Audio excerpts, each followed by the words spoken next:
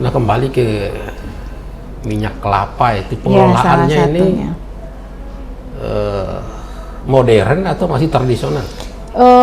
Kita sudah intervensi dengan permesinan. Oh, permesinan. Sudah ada intervensi dengan permesinan yang dibuat sendiri oleh masyarakat lokal. Jadi masih memang misalnya satu minyak kelapa itu mulai dari pengupas rambutnya, terus batoknya, pemarutnya, pemeras santan, baru penggorengan, terus ada penyulingannya, sehingga dia bisa lebih bersih di tahapannya. Cuma belum otomatisasi aja permesinannya. Nah, Kalau produksi kita volumenya satu hari itu berapa? tergantung pasar, Pak. Tergantung pasar. Ya, kalau mereka sudah kenal pasar, pasti bahkan bisa dipenuhi. Permasalahannya kita memang belum akrab ya. Belum akrab, dan pemerintah pusat juga masih memberikan subsidi itu kepada minyak sawit.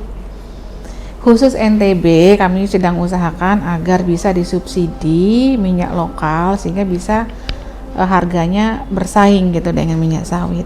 Saat ini pemerintah pusat itu mensubsidi hampir 7.000 per liter.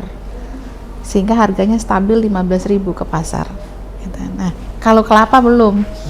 Nah, belum ada regulasi untuk itu, ya kita sampaikan minimal NTB dengan produksi lokal yang memang ada, mungkin bisa diberlakukan hal yang sama. Karena ke depan sawit udah punya masa depan. Iya. Tapi NTB sudah sangat siap, insya Allah. Nah, masyarakat yang terlibat di industri kita itu juga besar ya?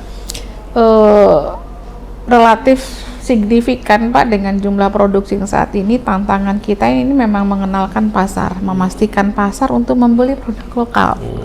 Ya, kendalanya di situ, dan alhamdulillah gayung bersambut Bapak Presiden turun tangan. Sekarang sudah ada peraturan pemerintah tentang P3DN, penggunaan produk-produk dalam negeri yang sudah diwajibkan, dan ini sudah dinanti kebijakan ini oleh NTB yang sudah memulai dari JPS Gemilang.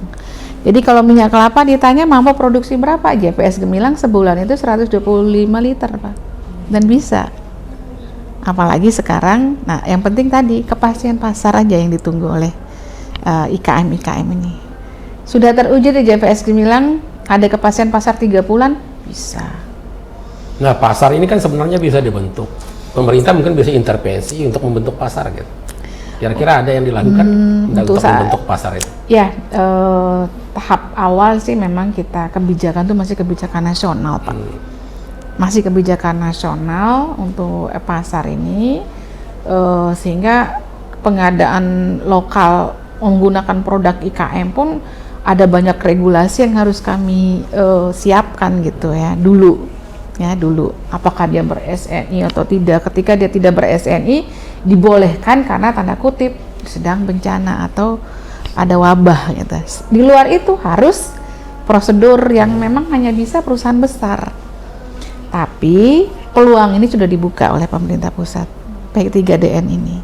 Nah, mulai saat ini ya sedang kita genjot, sehingga sejalan dengan perencanaan pemerintah Provinsi NTB yang sudah memulai embrio-embrio IKM itu tinggal menunggu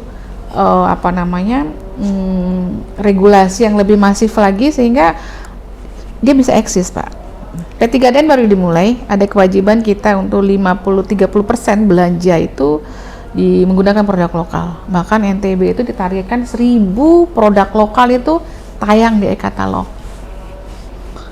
Nah, jadi ini salah satu peluang yang sedang proses, bahkan Polres ikut. Jadi mungkin sekalian kita himbau bagi teman-teman IKM di mana saja berada, boleh mengajukan produknya itu untuk masuk ke e-katalog, datangi Polres setempat. Bahkan Polres sudah turun tangan, Pak, agar tayang ya di e-katalog, atau di Dinas Perindustrian Perdagangan di masing-masing kabupaten, minta untuk masuk aplikasi sehingga produknya itu tidak hanya berbasis online, tapi belanja pemerintah itu udah bisa ngeklik. Nah, kita sekarang memang mendorong belanja pemerintah dulu, Pak. Nah, karena pemerintah yang punya uang, dan mungkin untuk meyakinkan masyarakat luas harus pemerintah yang mulai membeli. Nah, itu regulasinya sudah on proses ya.